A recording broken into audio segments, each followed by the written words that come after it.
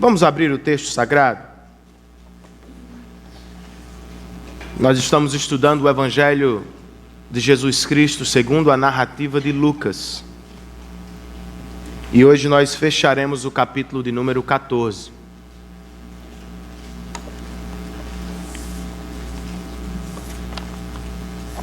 Para os que nos visitam, é assim que geralmente nós estudamos na nossa igreja.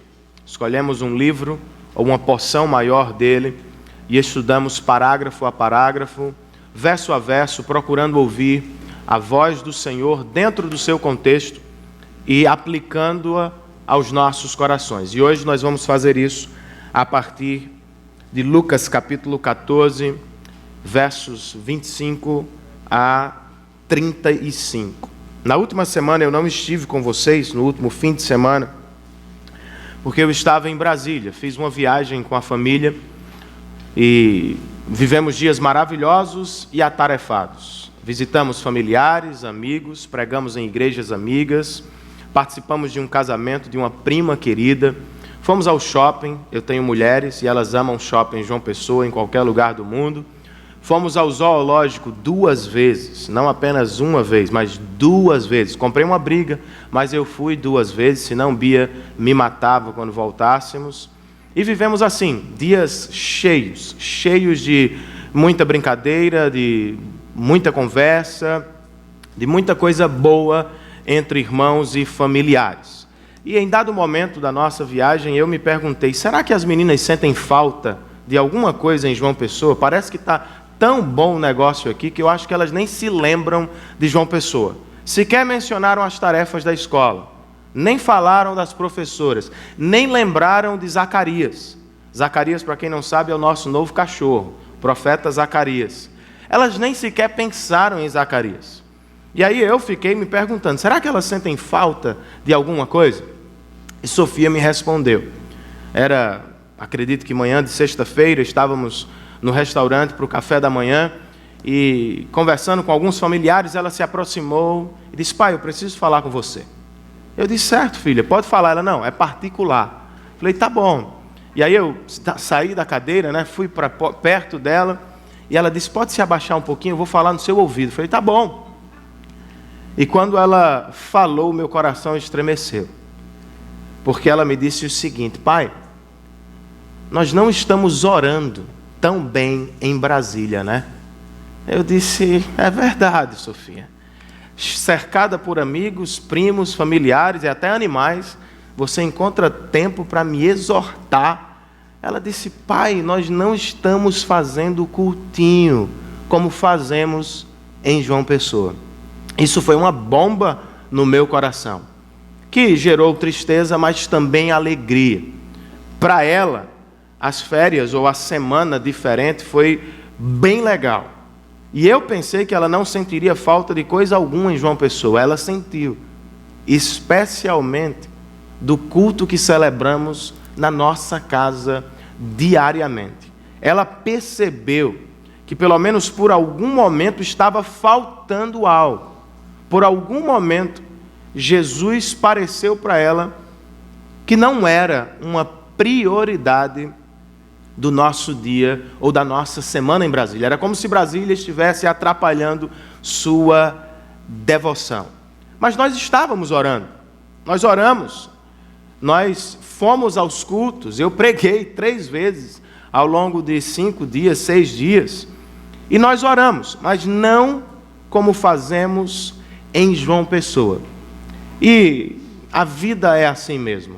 A minha semana em Brasília, cheia de atividades, atrapalhou meu calendário devocional com minha casa. Você já viveu isso também? Mudança de rotina, mudança de trabalho, mudança de cidade, mudança de atividades e de repente a sua rotina muda e a sua rotina devocional também muda. Eu compreendo isso. Até as melhores famílias cristãs vivem isso. Mas a pergunta é, será que a gente pode viver assim o tempo todo? Será que Jesus pode ser apenas um acessório? Será que ele pode ser secundário ao longo de toda a vida? Será que ser cristão significa mero contato com Ele, ou contato ocasional com Ele? Será que podemos ser cristãos sem ser discípulos comprometidos com Jesus? John MacArthur, em seu livro O Evangelho segundo Jesus, um brilhante livro, ele diz que cristão não é aquele que contrata uma pólice de seguro contra incêndios. Cristão não é aquele que foge de uma vida pós-morte desagradável. Cristão é aquele cuja fé se expressa em submissão e obediência. É aquele que segue a Cristo e que promete lealdade em todo o tempo. John MacArthur conclui seu comentário dizendo: o grande objetivo do cristão é ser em tudo e em todo o tempo discípulo de Jesus Cristo. Se o grande objetivo do cristão é ser um discípulo de Cristo, nós precisamos perguntar: o que é um discípulo de Cristo? Quais são suas características distintas, suas marcas? O texto de hoje vai nos responder esta pergunta. Ele vai nos apresentar marcas do verdadeiro discípulo de Cristo, com o propósito de nos desafiar a tomar uma posição diante do Senhor com quem caminhamos por algum tempo. Lucas capítulo 14, nós vamos ler a partir do verso de número 25.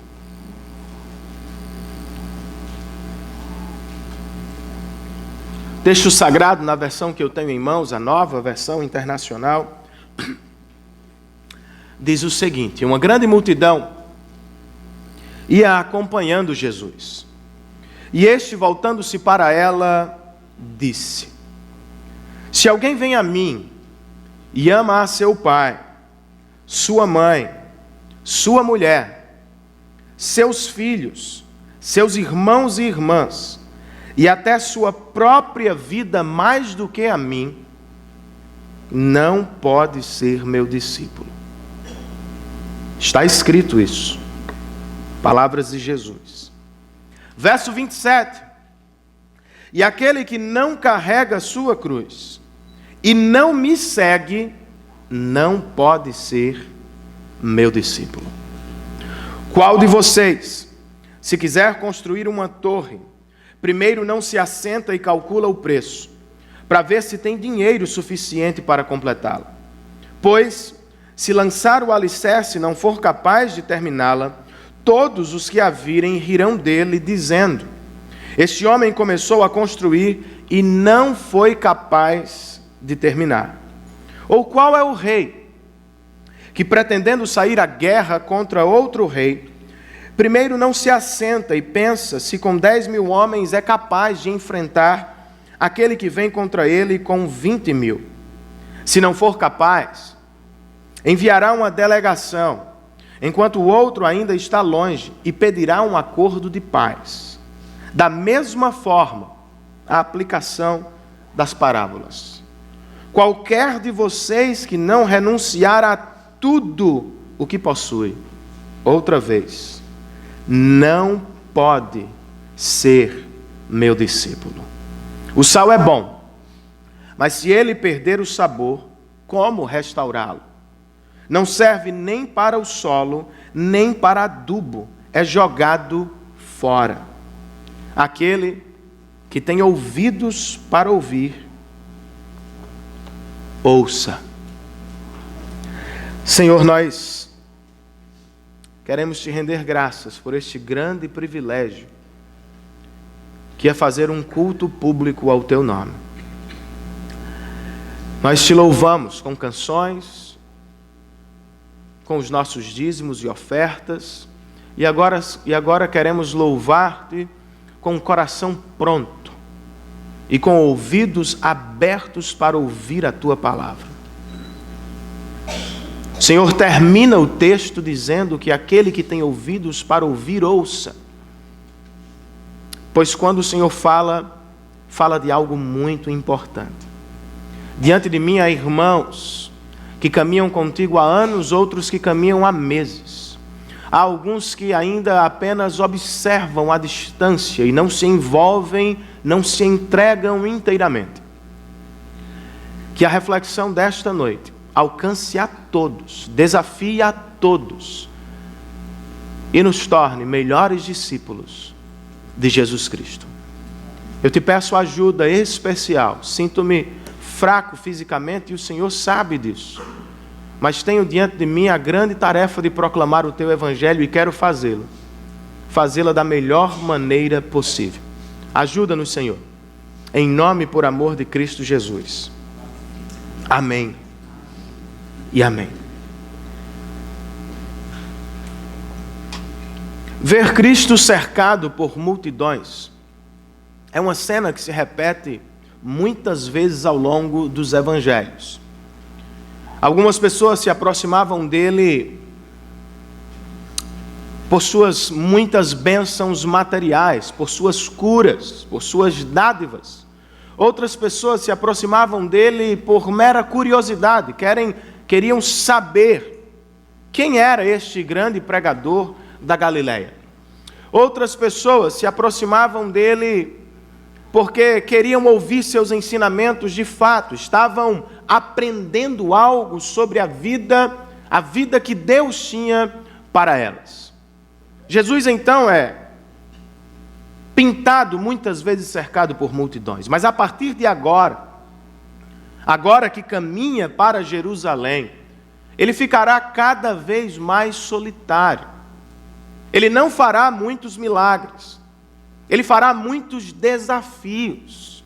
E com os desafios, as mensagens não serão tão agradáveis, serão num tom de exortação, desafio. As multidões vão desaparecer, pouco a pouco. O texto em questão nos dá um vislumbre disso. Jesus está outra vez cercado por muitas pessoas.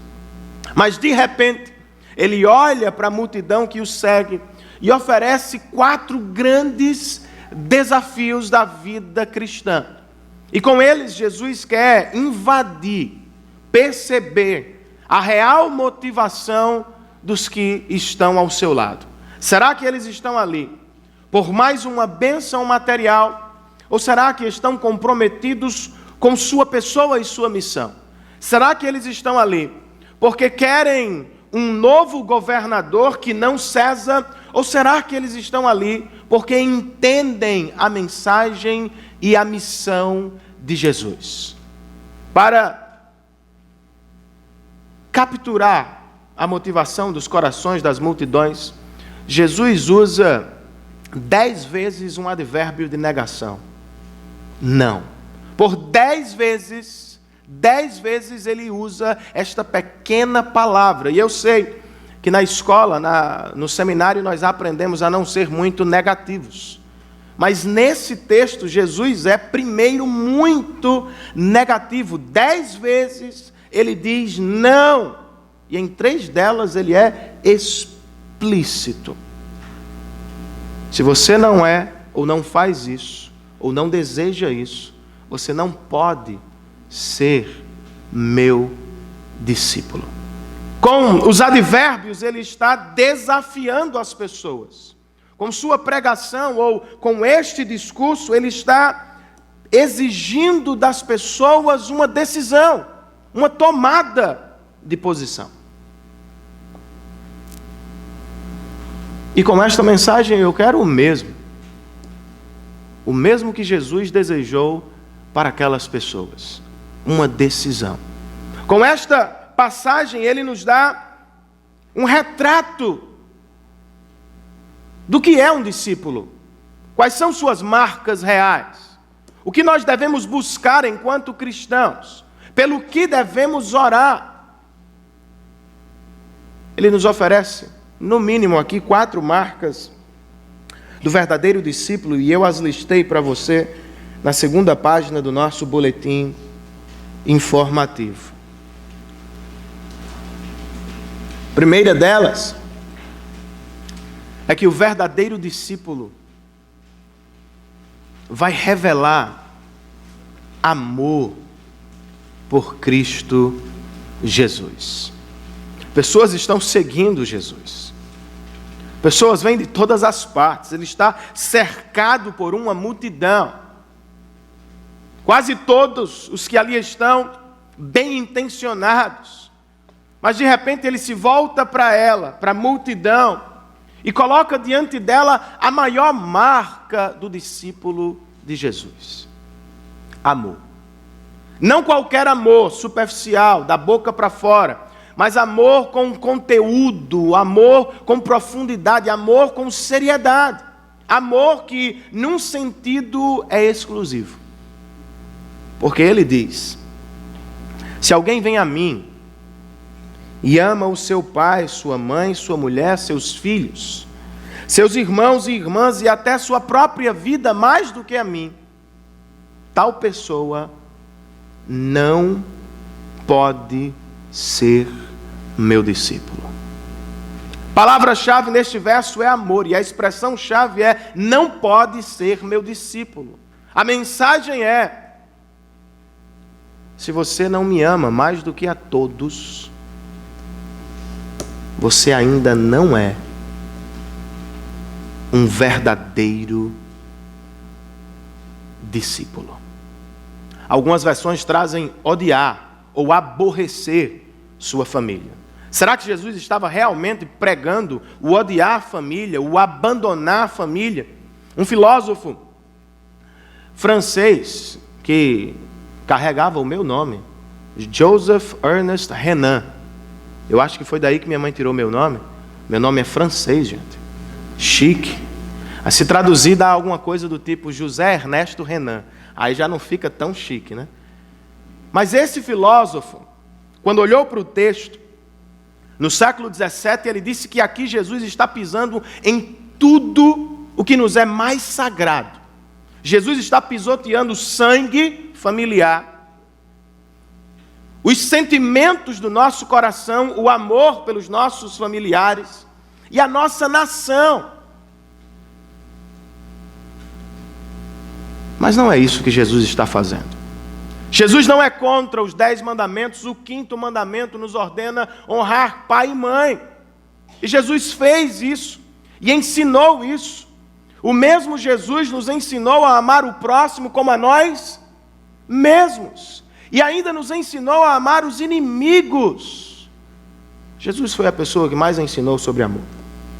Portanto, ele não está aqui dizendo que devemos aborrecer ou abominar a nossa família e torná-lo o único amor da nossa vida. Não é isso que Jesus está dizendo. Ao mesmo tempo, ele está dizendo sim, que o nosso amor por ele deve suplantar, exceder em muito. Deve ser a prioridade do nosso coração, quando em competição com qualquer pessoa na terra, até mesmo os nossos mais queridos familiares. Ele deve ser a pessoa mais estimada, desejada, amada do nosso coração. Posso ouvir um amém? Amém. Talvez você não tenha que abandonar seus familiares, ou escolher literalmente entre a sua casa e Cristo. Mas os irmãos que ouviram esta mensagem tiveram que fazê-lo. Os discípulos perderam casa, perderam família, perderam trabalho. Literalmente disseram adeus à sua casa. E nós pensamos, é uma situação que ficou para trás. Não. Se você for estudar o que chamamos de cristãos perseguidos, você vai ver que a mesma situação perdura em muitos países do nosso mundo. Cristãos perdem casa, perdem família, perdem emprego, perdem honra, perdem status, porque em seus países é proibido seguir a Cristo. Literalmente, eles precisam escolher entre o amor a Cristo ou o amor à família. E talvez você me diga, então, esta mensagem se dirige apenas àqueles que estão no campo, entre os perseguidos, ou nos países mais fechados para o cristianismo. Não teria esta palavra uma aplicação para nós? Tem sim. Qual seria a aplicação? Ninguém mais do que Jesus pode ser o Deus do nosso coração.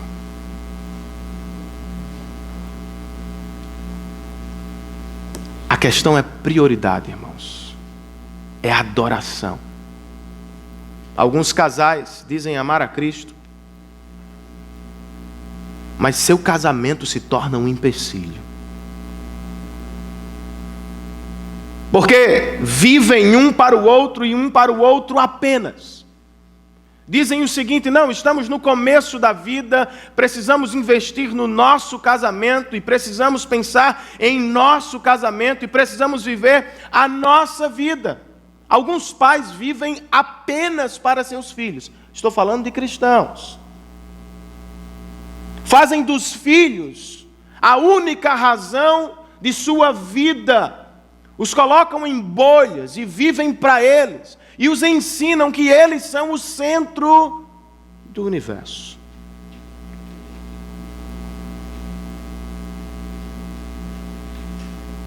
Que o seu casamento não seja um empecilho, antes que ele seja um auxílio para o amor a Jesus Cristo. Que você não olhe para o seu cônjuge como seu salvador, como seu Deus, como a pessoa que lhe realiza, como a pessoa que lhe dá alegria plena. Não, ele não pode fazer isso. Mas que com o seu cônjuge você olhe para Cristo e veja ambos que nele vocês têm todas as coisas que precisam. Não ensinemos os nossos filhos de maneira equivocada, queridos. Eles não são o centro do universo. Eles precisam aprender que existe um outro filho eternamente mais importante que eles, Jesus Cristo, e que o universo inteiro, inclusive o nosso, gira em torno dele. Amém, queridos? O seu coração ama a Cristo acima de todas as pessoas desta terra. Este é o desafio. É a marca do verdadeiro discípulo. Segunda marca que Jesus nos oferece: o verdadeiro discípulo terá compromisso com a missão de Cristo. Não apenas com a sua missão de se dar bem na vida, de viver muito, de ganhar dinheiro, mas principalmente com a missão de Cristo. Ainda olhando para a multidão, Jesus diz: e aquele que não carrega a sua cruz e não me segue, não pode ser meu discípulo. Expressão-chave é a mesma. Palavras-chave, duas: cruz e seguir. A ideia do verso: quem não carrega a cruz de Cristo e segue os passos de Cristo para onde Ele está indo, Calvário, não pode se chamar de verdadeiro discípulo. Para nós hoje a cruz é um símbolo de amor, de vitória, de salvação. Não é assim, queridos? Para os discípulos não era assim. A cruz era símbolo de vergonha, de derrota, de humilhação, de morte. Foi por isso que quando Jesus começou a falar em Lucas 9 aos discípulos: eu preciso ir a Jerusalém, sofrer nas mãos dos religiosos e morrer numa cruz, eles se assustaram. Pedro disse: não, Senhor. O Senhor é o Rei do universo, o Cristo prometido. E aí Jesus disse para Pedro e todos os outros: eu não apenas vou morrer na cruz, como todos os meus discípulos devem trilhar o mesmo caminho. Eu não apenas vim cumprir uma missão, morrerei por eles na cruz do Calvário como um cordeiro que vai substituí-los, como também estou chamando os meus discípulos para viverem de tal forma que esta salvação alcance todos os povos da terra. Quão comprometidos nós somos com a missão de Cristo. Algumas pessoas passam a vida inteira se perguntando: qual é a vontade de Deus para mim? Ela é muito clara. Antes de subir ao Pai, Jesus reuniu os discípulos. Isto está registrado em Mateus 28. E ele disse: toda a autoridade me foi dada no céu e na terra. Portanto, vão e façam discípulos de todas as nações, batizando-os em nome do Pai, do Filho e do Espírito Santo, e ensinando-os a guardar tudo o que eu lhes ensinei. E eis que estarei com vocês até o fim dos séculos. Sabe qual é a vontade de Deus para a sua vida, meu irmão? Fazer discípulos de Jesus Cristo. Seu cônjuge, seu filho, sua filha, seu genro, sua nora, todos os que Deus colocar à sua volta, a sua grande missão na vida não é ser a pessoa mais bem-sucedida, rica, poderosa da terra, e sim tornar aquele que já é tudo isso conhecido e desejado nos corações. Você me pergunta por quê? Por que devo viver para esta missão? A maior razão para a evangelização, a maior motivação que eu encontro para missões e evangelização, é porque um dia eu fui um pecador desgraçado e estava sob condenação eterna, e Ele veio ao meu encontro. Eu estava fora do arraial de Deus, eu estava fora dos domínios de Deus, eu estava fora e não tinha como entrar, eu estava sob condenação por meus próprios pecados. E para me salvar, o Rei da Glória veio fazer missões. Deixou o seu trono de glória, lugar de exaltação eterna. Tomou a minha forma humana, palmilhou esta terra manchada por meus pecados, subiu à cruz do Calvário e recebeu de Deus Pai o que eu deveria receber. Para me salvar, Ele cumpriu sua missão. A grande razão para você cumprir a sua é esta: Ele cumpriu a missão para salvar você e levá-lo para a glória eterna. A pergunta é como? Olhando para Ele, queridos, seguindo os seus passos, carregando a nossa cruz e imitando o nosso Salvador. Qual é a sua cruz?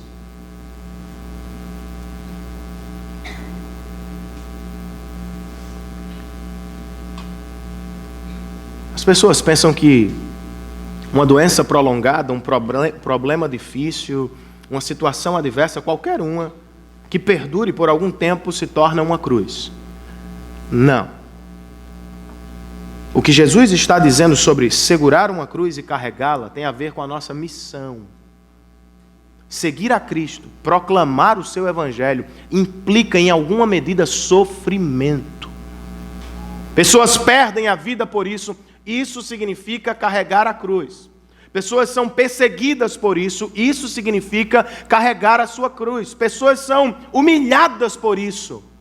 Isso significa carregar a sua cruz. O que nos sugere que um compromisso verdadeiro com Cristo nos trará problemas, dificuldades. No trabalho, na família, no campo missionário.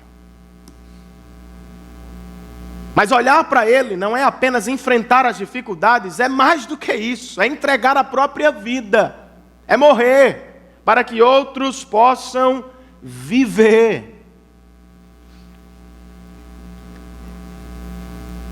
Foi assim que Ele nos conquistou. E quando Ele diz que devemos tomar a cruz e segui-lo, Ele está dizendo: sigam-me ao Calvário e morram. Alguns morrem literalmente por seguir a Cristo, mas todos devem morrer espiritualmente ou internamente. Todos nós devemos morrer para nós mesmos. Em outras palavras, o que Jesus está dizendo é: morram para seus sonhos.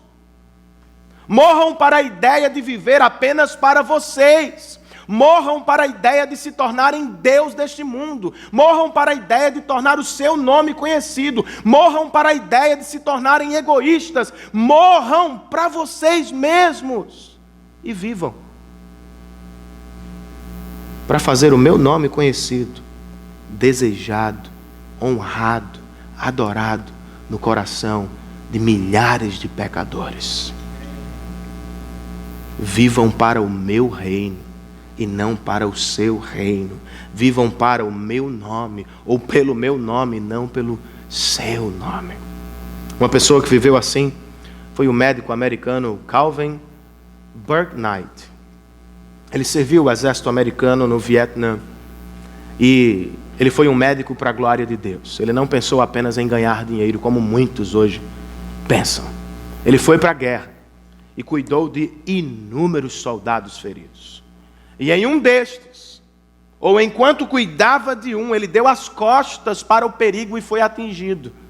Morreu no campo de batalha.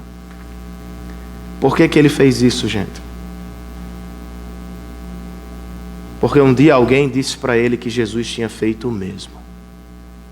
Alguém disse para ele que Jesus subiu na cruz do Calvário e deu as costas ao inferno e o protegeu e cuidou dele para sempre. Quando ele ouviu essa mensagem, ele disse: eu vou viver assim. Deu as costas para o perigo, salvou uma vida, mas morreu. Cumpriu sua missão para a glória de Deus e para o bem do seu próximo.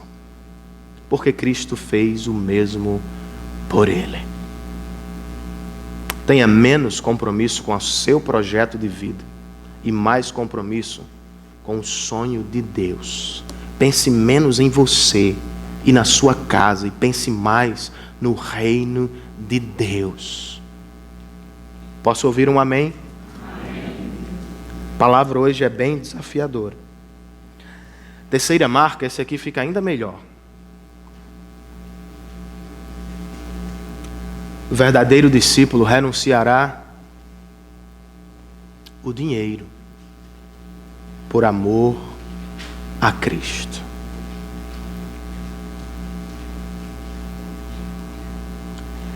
Jesus nos disse que o amor é uma grande marca do discípulo. Ele nos disse que o compromisso com a missão também é uma grande marca do discípulo. Agora ele falará sobre renúncia. Jesus não quer que as pessoas o sigam sem calcular o preço, gente. Jesus não quer essas conversões em massa, sem reflexão. Ele não quer que a pessoa aceite segui-lo ou decida segui-lo sem antes sentar para ouvir e pensar seriamente. Ele não quer que as pessoas sejam enganadas, ludibriadas. É por isso que esse texto está aqui. Vocês querem me seguir? 2 parábolas, 2 histórias. Qual de vocês, se quiser construir uma torre, não se assenta primeiro e calcula o preço para ver se tem dinheiro suficiente para completá-la? Por quê? Porque se você lançar o fundamento e não terminar, todos os que a virem rirão de você, dizendo: não foi capaz de terminar. Todos conhecemos construções inacabadas. E o que Jesus está dizendo: antes de começarem a me seguir, sentem-se e vejam se vocês estão prontos, decididos a pagar o preço, para que vocês não fiquem pelo caminho como uma torre inacabada. Outra história. Qual é o rei que, pretendendo sair à guerra contra outro rei, primeiro não se assenta e pensa se com 10.000 homens é capaz de enfrentar aquele que vem com 20.000? Se não for capaz, enviará uma delegação, enquanto o outro rei ainda está longe, pedirá um acordo de paz. Primeiro ele apresenta a mesma ideia. Qual é o rei que não se assenta antes para calcular o número dos seus soldados para enfrentar o exército inimigo? Qual é o rei que não se assenta antes para calcular se pode ou não vencer o seu inimigo? Mas o fim é diferente. O fim dessa segunda história nos fala sobre um pedido, um acordo de paz.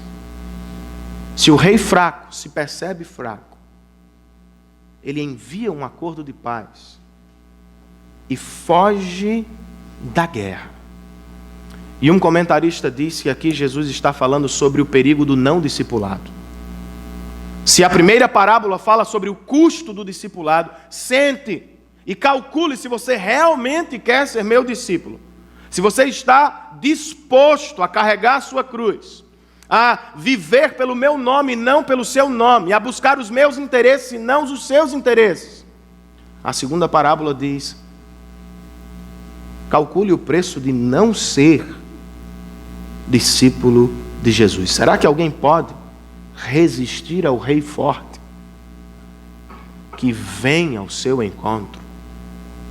E aí ele fecha com uma aplicação dizendo: da mesma forma, qualquer de vocês que não renunciar a tudo o que possui, grife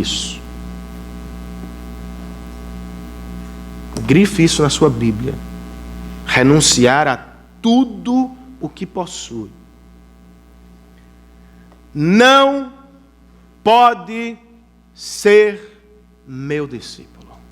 Aqui é um prato cheio para os televangelistas. Muitas pessoas na Idade Média venderam tudo o que tinham, porque entenderam que Jesus estava dizendo que era pecado possuir bens. Ele não está dizendo isso. O que ele está dizendo é que o discípulo verdadeiro não é possuído pelo que tem. Ele possui bens, mas eles estão todos a serviço da glória de Deus. Você já renunciou a tudo que tem para a glória de Deus? Algumas pessoas dizem que a última parte do homem que se converte é o bolso. Já ouviu isso? Isso é mentira. Não está na Bíblia, não.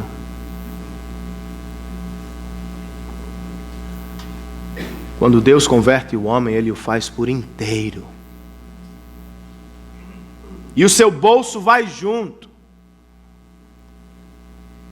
Porque quando Cristo nos salvou, Ele não nos salvou por metades, por etapas. Ele não mediu esforços, nem calculou o preço e disse: não vou, é muito caro. Não. Diz Paulo aos Coríntios, ensinando-os sobre oferta: vocês conhecem, irmãos, a graça do nosso Senhor Jesus Cristo, que sendo eternamente rico, se fez pobre e entregou-se a si mesmo na cruz do Calvário para tornar vocês ricos para sempre. O que é que Paulo está dizendo, irmãos? Depois de pregar o Evangelho, ele diz: agora ofertem. Façam com o dinheiro, que a medida de suas ofertas e suas contribuições seja a medida do que Deus ofertou na cruz do Calvário. Quando Deus nos salvou, Ele não foi avarento, egoísta, mesquinho, ganancioso. Ele foi generoso e gracioso. Paulo está dizendo: o verdadeiro discípulo, Coríntios, terá este coração generoso, gracioso. Tudo que você tem está diante de Deus mesmo? Ou só 10%? Algumas pessoas pensam que estão fazendo muito com 10%. Se você dá 10% e pensa que os 90% pertencem a você, você está em pecado. Tudo que você tem, tudo que você conquistou, tudo que está na sua casa agora, tudo que você veste, tudo que está no banco, tudo vem da mão graciosa de Deus. Então não pense que os 10% que você deixa diante do Senhor é o máximo que você pode fazer. Não! Quando eu ministro Coríntios no seminário e vou falar sobre oferta, eu digo: olha, verdade, gente, no Novo Testamento não há menção de dízimo. Você não vê essa prática na igreja do Novo Testamento, não. Eles não deixam 10% do que tem, ficam todos animados. Eu sabia, eu disse ao meu pastor, por isso que eu não contribuo. Mas rapaz, eu descobri, meu irmão, não tem dízimo no Novo Testamento. Na igreja primitiva, Jesus faz uso do dízimo, porque eles davam tudo o que tinham para a glória de Deus.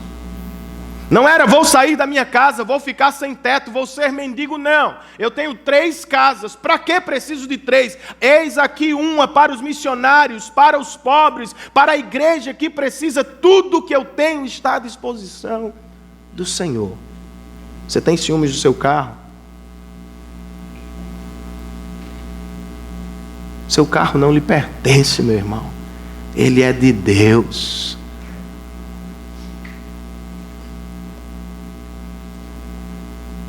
Como anda o seu coração sobre finanças? Quando você vai ao shopping comprar uma roupa, quando vai trocar de carro, você escolhe o melhor, você faz o melhor. Quando você vem aqui deixar seu dízimo e sua oferta, seu coração faz com a mesma alegria e com a mesma disposição. Coloque tudo diante do Senhor, pois tudo é dele. E saiba de uma coisa: Ele cuidará de todas as nossas necessidades. Uma outra aplicação destas 2 parábolas que Jesus usa no texto de hoje está no nosso envolvimento com Cristo. Muitas pessoas seguiam a Cristo e certamente o honravam com suas palavras. Grande mestre, rabino da Galileia, o Senhor é o cara, vou seguir-te até a morte, coisa do tipo.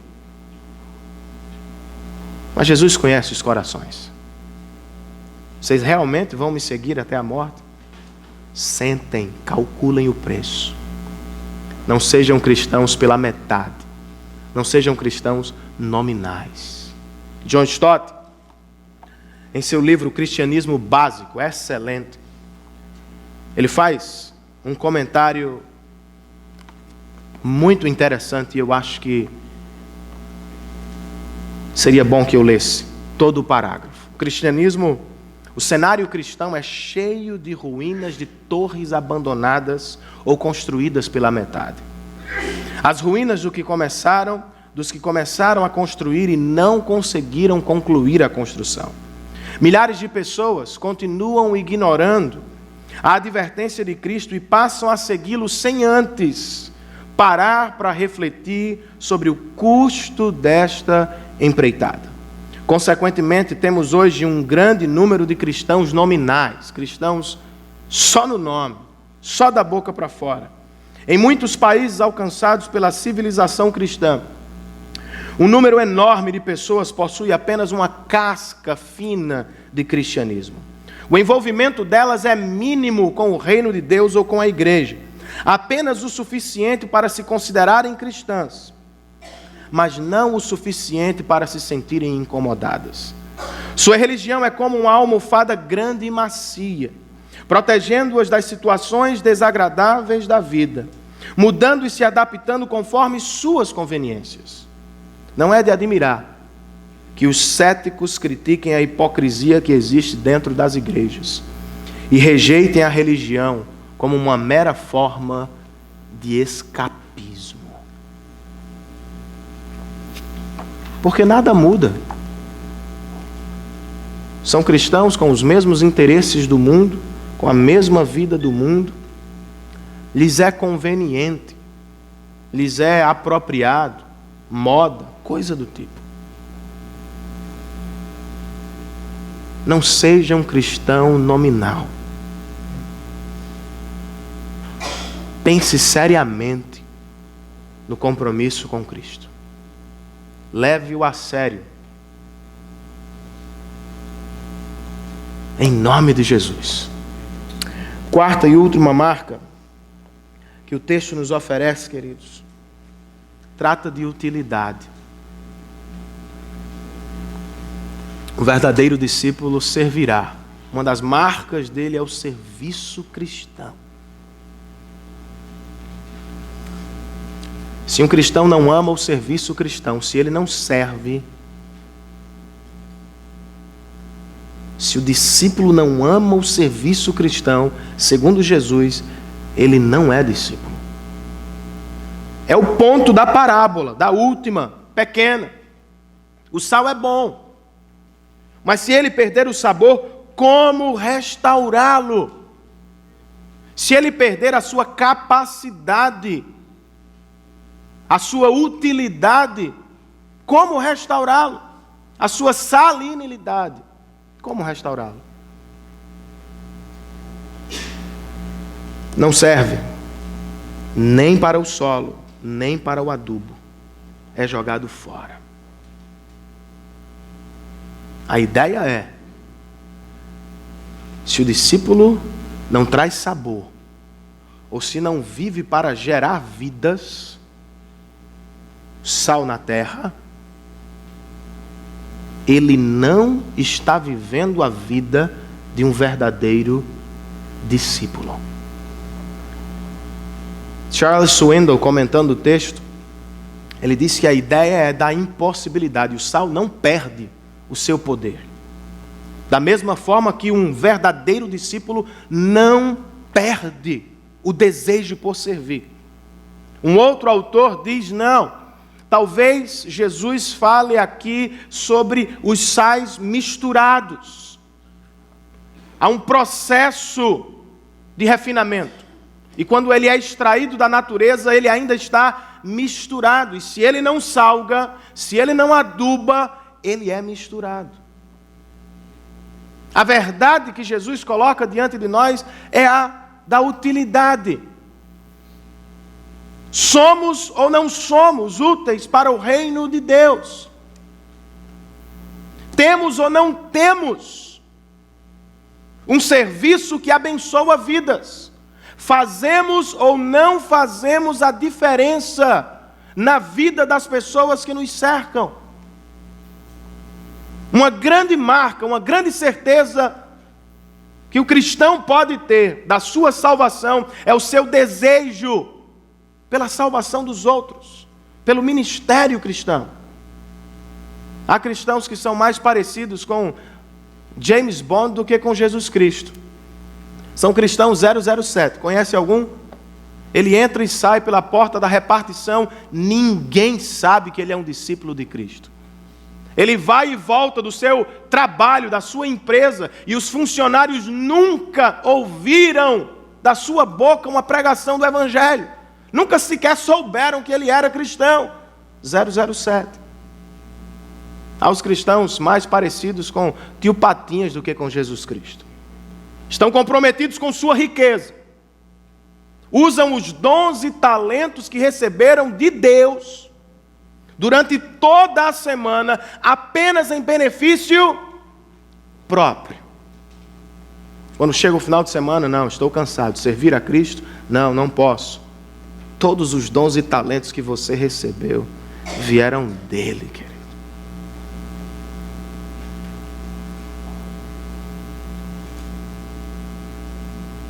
Tudo o que você sabe fazer é dom de Deus. E se você não coloca tudo o que tem e tudo o que sabe fazer à disposição do Senhor no seu altar, se você não tem prazer de servir a Cristo, se você não quer, luta! Você pode estar correndo sério perigo. Sua vida pode até ser saborosa, salgada, mas sal demais no seu prato apenas pode ser prejudicial. Se a sua vida não torna outras saborosas, você precisa se arrepender diante do Senhor. Se a sua vida não existe para gerar outras vidas em Cristo Jesus, talvez você ainda, se isso não é um desejo do seu coração, talvez você ainda não seja um discípulo verdadeiro de Jesus. Não estou dizendo que nós seremos sempre 100% discípulos, gente. O cristão oscila. A vida nos atrapalha. As atividades nos encantam. A recreação às vezes se torna um problema. Uma semana distante da rotina, como eu vivi, pareceu um problema para minha filha. Mas isso acontece. Nós oscilamos. Mas nós não podemos viver como se isso fosse natural, normal. Ser cristão é ir à igreja num domingo à noite, prestar meu culto, voltar para casa, bater o cartão, resolvido. Fiz o meu serviço religioso. Não. Se Cristo não for prioridade no seu coração, tenha você 10, 15, 30 anos de caminhada cristã, você pode não ser um discípulo verdadeiro. Se ele não for o número 1 da sua vida, ele também não será o segundo, terceiro ou quarto. Ou ele está entronizado no seu coração, governando a sua vida, ou ele está longe de você e você está enganado. Sendo assim, pense bem.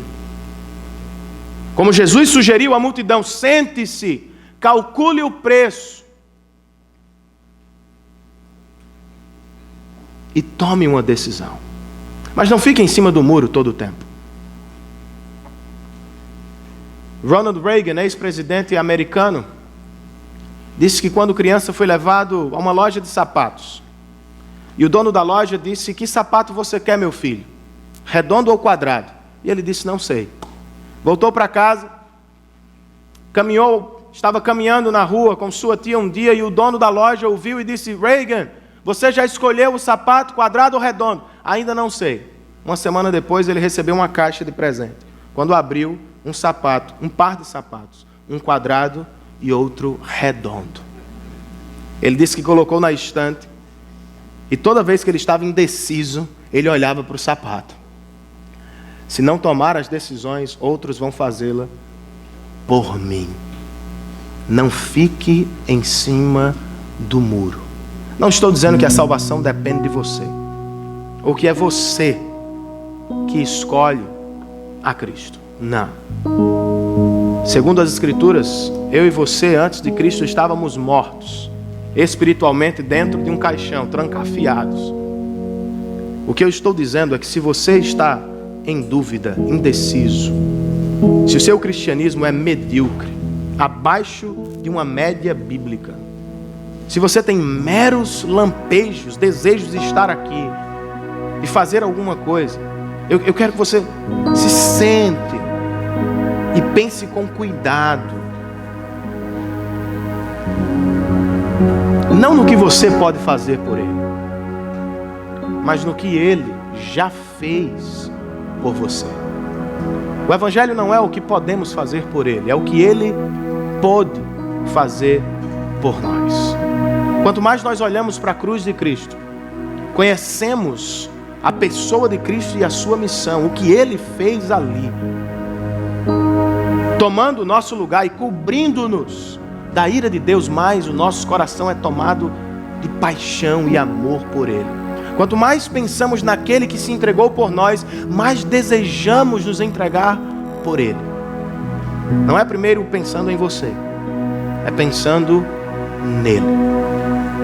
Nós vamos participar da ceia, e eis um instrumento de Deus para refrescar a nossa memória, aguçar a nossa mente, nos lembrar do que Ele fez por nós e do que Ele está fazendo por nós na glória do Pai. Segundo Romanos 8, Ele intercede por nós agora mesmo, por você que está em cima do muro, por mim que oscilo, pelos discípulos que ora estão, ora não estão. E ao mesmo tempo, diz o texto bíblico que Ele está lá nos preparando um grande banquete, do qual esta mesa é um sinal. Convido você a participar dela, pensando seriamente no que Ele fez por você na cruz do Calvário e respondendo respondendo com arrependimento, com desejos santos por Jesus Cristo e o seu reino. Amém, queridos?